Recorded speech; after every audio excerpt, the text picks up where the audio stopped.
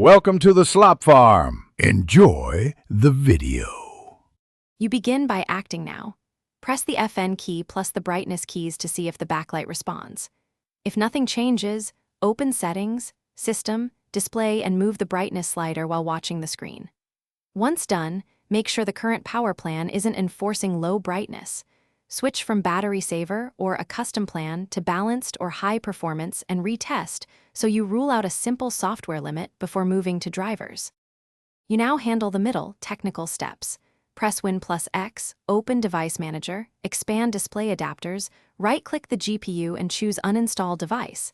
Then use Scan for hardware changes to reinstall. Next, update the Intel, NVIDIA, or AMD driver via Device Manager or download the latest from HP support. Drivers affect adaptive brightness. Once done, reboot into BIOS/UEFI. Inspect and you finish by performing a power reset. Shut down, unplug, remove the battery if removable, hold the power button for 15 seconds, then restart to clear stuck hardware states. After reboot, verify adaptive brightness under Control Panel, Power Options, Advanced Settings, and disable it to prevent automatic dimming.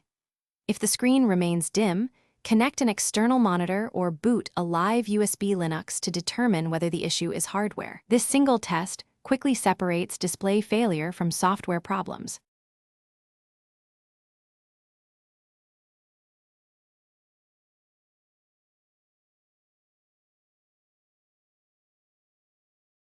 Thanks for watching. Consider subscribing if we helped you today.